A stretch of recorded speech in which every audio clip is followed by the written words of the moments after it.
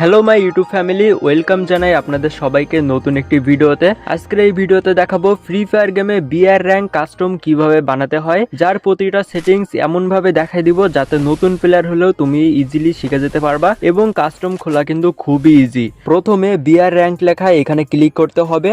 তারপরে এখানে দেখতে পাচ্ছ কাস্টম লেখা রয়েছে, তো কাস্টমের ভিতরে গেলেই তোমরা এখানে দেখতে পারবা অনেকে কিন্তু কাস্টম খুলে বসে রয়েছে। এখান থেকে তোমরা যে কোনো একটা রুমে ঢুকে যেতে পারো, বাট আমি নিজে যেহেতু নতুন একটি কাস্টম বানাবো এজন্য এখানে হলুদ কালারের ক্রিয়েট বাটনে ক্লিক করব। তারপরে দেখতে পাচ্ছ এরকম একটা পেজ চলে আসবে।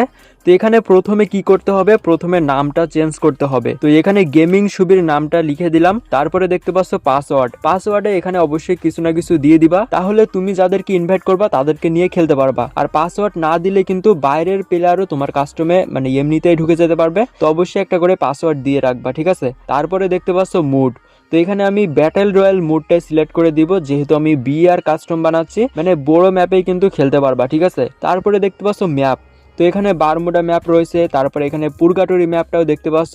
তো এখানে পুরগাটরি ম্যাপ বা যে কোনো ম্যাপে তোমরা খেলতে পারো। তো এখানে বারমুডা ম্যাপে আমি দিয়ে রাখলাম। এরপরে team mode, solo, duo, squad. এখানে সোলোতে দিলে একা একাই গেম খেলা যায়, ডুওতে দিলে দুইজনের টিমমেট নিয়ে খেলা যাবে এবং স্কোয়াডে দিলে 4 জন টিমমেট নিয়ে গেম খেলা যাবে। তো এখানে আমি সোলোতে দিয়ে রাখলাম কারণ একা একা সবাই খেলবে।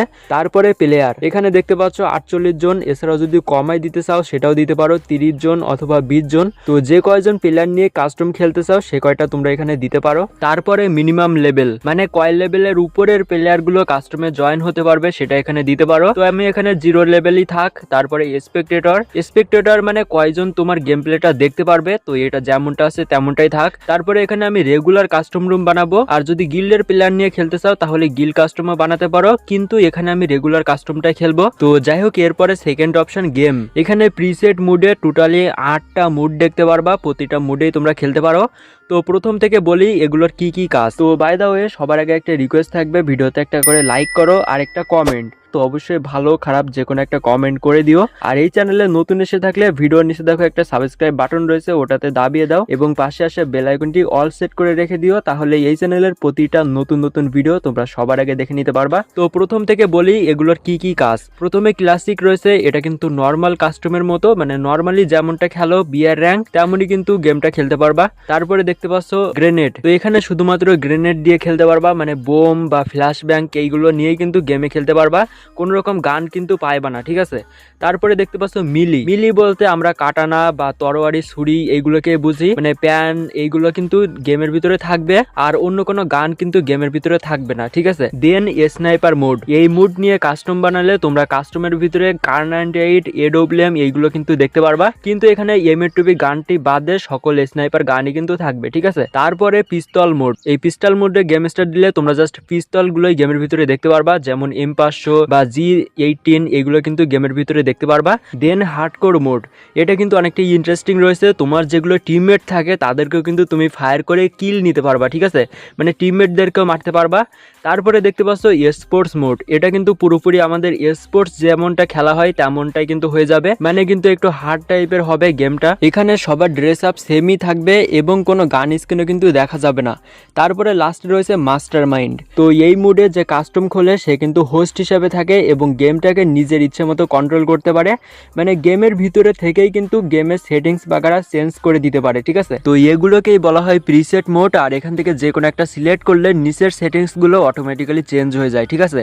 আর ক্লাসিকে রাখলে এই সেটিংস গুলো নর্মালি থাকে। তো আমি এখন ক্লাসিকে রেখে তোমাদেরকে এই সেটিংস গুলোর কি কি কাজ সেগুলো বলে দিই। প্রথমে দেখতে পাচ্ছ রিভাইভাল, মানে গেমের ভিতরে প্লেয়ার গুলো রিভাইভ করতে পারবে কিনা। তো এখানে ইয়েস দেওয়া রয়েছে, ইয়েস দিলে রিভাইভ করতে পারবে, আর নো দিলে কিন্তু পারবে না, ঠিক আছে। যেমন গেমের ভিতরে ভেন্ডিং মেশিন থেকে রিভাইভ করা যায় বা রিভাইভ অপশনের থেকে রিভাইভ করা যায়, তো এগুলো কিন্তু আর পারবে না। তো গাইস অবশ্যই এটাকে আমি ইয়েস করে দিব। এরপরে নেক্সট সেটিংস হলো ইপিটা এখানে 0 দেওয়া রয়েছে, তোমরা চাইলে এখানে 50 বা 200 করে দিতে পারো, তাহলে গেমের ভিতরে কিন্তু ইপিটা সবসময় তেমনই থাকবে। তো এটা নর্মালি 0টাই থাক। এরপরে হাই জাম্প, এখানে 100% দেওয়া রয়েছে, এটা কিন্তু নর্মালে, আর যদি তোমরা এখানে বাড়াই দিতে চাইলে বাড়াই দিতে পারবা, 200% করে দিলে কিন্তু ডবল উঁচুতে লাভ দিবে। দেন এইচপি, তো এইচপিটা 200 দেওয়া রয়েছে, এটা কিন্তু নর্মাল, তোমরা চাইলে কিন্তু এখানে কমাই দিতে পারো অথবা বাড়াই দিতে পারো। তারপরে মুভমেন্ট স্পিড এখানে 100% দেওয়া রয়েছে, যেটা নর্মাল স্পিড।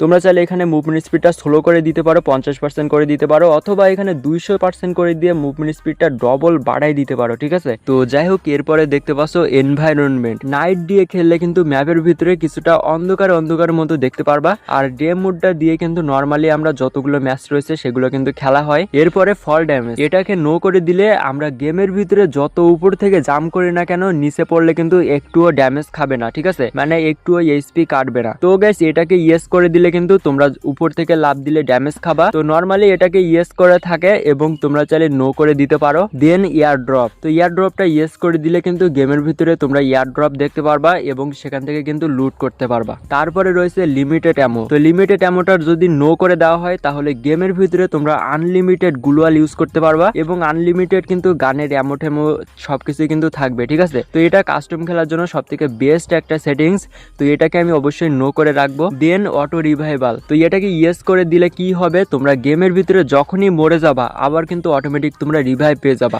তো এটাকে অবশ্যই নো করে দিয়ে রাখবা, তাহলে কিন্তু একবার মরে যাওয়ার পরে আর অটোমেটিক্যালি রিভাইভ পাইবা না, ঠিক আছে। তো এটাকে নো করায় থাক। তারপরে জোন শ্রিঙ্ক স্পিড, এটাকে যদি ফাস্ট করে দেওয়া হয় তাহলে জোনটা যখন ছেড়ে দেয় তখন স্পিডটা কিন্তু বেড়ে যাবে। তো স্ট্যান্ডার্ডে দিয়ে রাখলে এটা নর্মালি থাকবে, ঠিক আছে। তারপরে নিচের সেটিংসগুলো দেখতে পাচ্ছ, এখানে ভেহিকেলস, তো এটার মানে হচ্ছে গাড়ি, ঠিক আছে। তো এটাকে নো করে দিলে গেমের ভিতরে কোনো গাড়ি কিন্তু দেখতে পারবে না। তো এটাকে ইয়েস করে দিলে গেমের ভিতরে গাড়িগুলো থাকবে। তারপরে দেখতে পাচ্ছ হাই টায়ার লুট জোন, এটার মানে আমরা গেমের ভিতরে যে ব্লু জোন দেখতে পাই বা যেখানে বেশি লুট পাওয়া যায়, ঠিক আছে।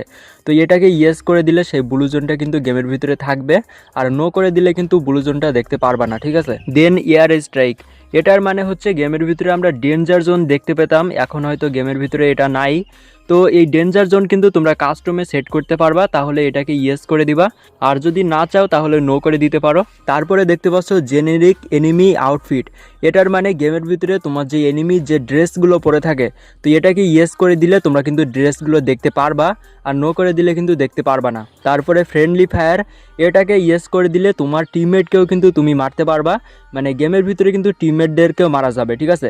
আর নো করে দিলে কিন্তু টিমমেটদেরকে মারা যাবে না। দেন ক্যারেক্টার স্কিল, এটাকে ইয়েস করে দিলে তোমরা ক্যারেক্টার স্কিল নিয়ে কাস্টম খেলতে পারবা, আর যদি নো করে দাও তাহলে ক্যারেক্টার স্কিল নিয়ে খেলতে পারবা না, ঠিক আছে।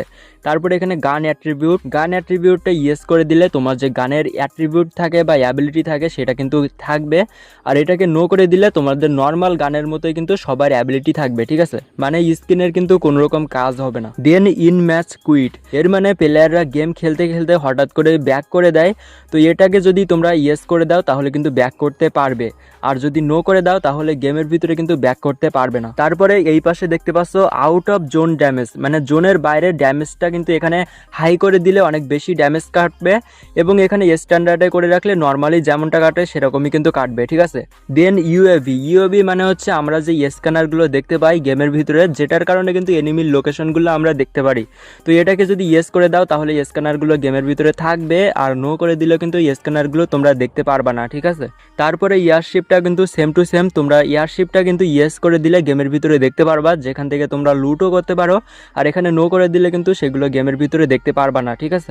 অবশ্যই এটা এখন গেমে নাই, কিন্তু কাস্টমের ভিতরে কিন্তু তোমরা এটা নিয়ে খেলতে পারবা। তারপরে দেখতে পাচ্ছ হাইড টিমমেটস নিকনেম, এটাকে ইয়েস করে দিলে গেম খেলতে খেলতে গেমের মধ্যে কিন্তু টিমমেটদের নামগুলো শো করবে না, ঠিক আছে, মানে গেমের ভিতরে তোমরা কিন্তু এটা দেখতে পারবে না, আর এটাকে নো করে দিলে কিন্তু টিমমেটদের নামগুলো শো করবে, ঠিক আছে। তারপরে প্রিসিয়াস এইম, এটাকে ইয়েস করে দিলে কিন্তু এনিমির গায়ে অটো এইম সেট হয়ে যাবে, আর নো করে দিলে কিন্তু এটা অটো এইম সেট হবে না, ঠিক আছে। দেন লোড আউট, এটা হলো তোমরা গেমের ভিতরে কিন্তু লোড আউট নিতে পারো, এখানে দেখতে পাচ্ছ এগুলোকে বলা হয় লোড আউট। তো এটাকে ইয়েস করে দিলে এটা কিন্তু গেমের ভিতরে নিয়ে খেলতে পারবা, আর নো করে দিলে কিন্তু এটা তোমরা গেমে নিতে পারবা না। দেন সর্বশেষ সেটিংসটা হচ্ছে ইন গেম মিশন, মানে গেমের ভিতরে তোমরা যে মিশনগুলো দেখতে পাও, তো এটাকে ইয়েস করে দিলে কিন্তু সেই মিশনগুলো দেখতে পারবা, আর নো করে দিলে কিন্তু কাস্টমের ভিতরে সেই মিশনগুলো দেখতে পারবা না, ঠিক আছে। ওকে, তো যাই হোক, গেম অপশনের সেটিংসগুলোর কোনটা কি সেটাই একটা একটা করে তোমাদেরকে দেখাই দিলাম। এরপরে অপশনটি এক্সপেক্টেড। তো এক্সপেক্টেড অপশনে প্রথমে রয়েছে ডেট এক্সপেক্টেড। এর মানে কোনো প্লেয়ার মরে যাওয়ার পরে সেই প্লেয়ারটা কারোর গেম প্লে দেখতে পারবে কিনা। তো এটা ইয়েস করে দিলেই দেখতে পারবে, ঠিক আছে, আর নো করে দিলে পারবে না। দেন সুইচ পজিশন, মানে একজনের গেম প্লে দেখতে দেখতে অন্যজনের গেম প্লে দেখতে পারবে কিনা। তো ইয়েস করে দিলে কিন্তু পারবে, ঠিক আছে। তারপরে দেখতে পাচ্ছ ব্লক ইমুলেটর। তো যারা ইমুলেটরে গেম খেলে, মানে পিসিতে বা কম্পিউটারে যারা গেম খেলে, তো এখানে ইয়েস করে দিলে কিন্তু তারাও এই কাস্টমে জয়েন করতে পারবে, আর নো করে দিলে কিন্তু তারা এই কাস্টমটি খেলতে পারবে না, ঠিক আছে। তো আমি এখানে অফ করে দিয়ে রাখতেছি। দেন লাস্টে অ্যাডভান্স সেটিংস। এটা কিন্তু বিয়ের র্যাঙ্কে বা বড় ম্যাপে কোনো রকম সেটিংস নাই, এটা শুধুমাত্র ক্লাস স্কোয়াডের জন্যই অ্যালাউ রয়েছে, ঠিক আছে। তো যাই হোক, তোমাদেরকে কাস্টমটা পুরোপুরি সেটিংস আমি দেখাই দিচ্ছি। এখন নর্মালি একটাই কাজ, এখানে কনফার্ম করে দিলে কাস্টমটি তৈরি হয়ে যাবে। তারপরে এখানে দেখতে পারবা যে সেটিংসগুলো ঠিক আছে কিনা। কোনো রকম যদি প্রবলেম থাকে তাহলে এই অপশানে গিয়ে তোমরা আবার গেমে গিয়ে তারপরে এই সেটিংসগুলো চেঞ্জ করে দিতে পারো, ঠিক আছে। তারপরে আবারও কনফার্ম করে দিতে হবে। দেন কাস্টমে ফ্রেন্ডদেরকে অ্যাড করার জন্য এখানে ইনভাইট ফ্রেন্ডে ক্লিক করতে হবে। তারপরে তোমার ফ্রেন্ড লিস্টের এখানে প্লেয়ারগুলোকে অ্যাড করতে পারো একটা একটা করে। আর যদি মনে করো যে আমি র্যান্ডম প্লেয়ারদেরকে নিয়ে গেম খেলবো, কাস্টম খেলবো, তাহলে এখানে সেটিংসে গিয়ে তোমরা কাস্টমের পাসওয়ার্ডটাও চেঞ্জ করে দিতে পারো। তাহলে র্যান্ডম প্লেয়ার কিন্তু এই কাস্টমে জয়েন করতে পারবে, ঠিক আছে। আর এই কাস্টমে যখনই 10 জন প্লেয়ারের বেশি প্লেয়ার অ্যাড হয়ে যাবে তারপরে কিন্তু স্টার্ট দিতে পারবা।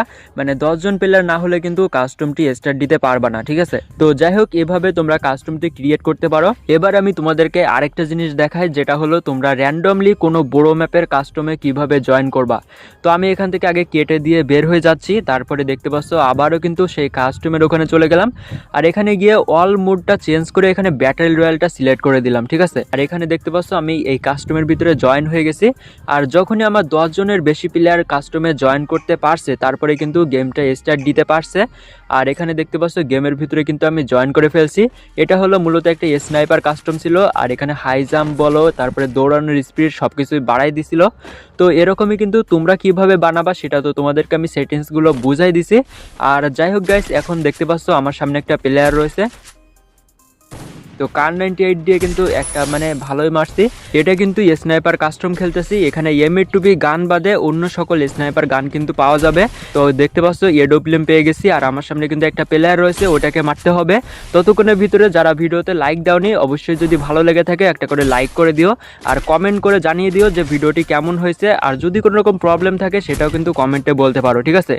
আর এই চ্যানেলে নতুন এসে থাকলে অবশ্যই চ্যানেলটিকে সাবস্ক্রাইব করে রেখে দিও। তো যাই হোক, ভিডিওটি দেখার জন্য সবাইকে অনেক অনেক থ্যাংক ইউ। আর গাইস, দেখতে পাচ্ছ এনিমিটাকে ফাইনালি মেরে দিলাম। দেখা হবে নেক্সট ভিডিওতে। ততক্ষণ সবাই ভালো থেকো, টেক কেয়ার, বাই বাই।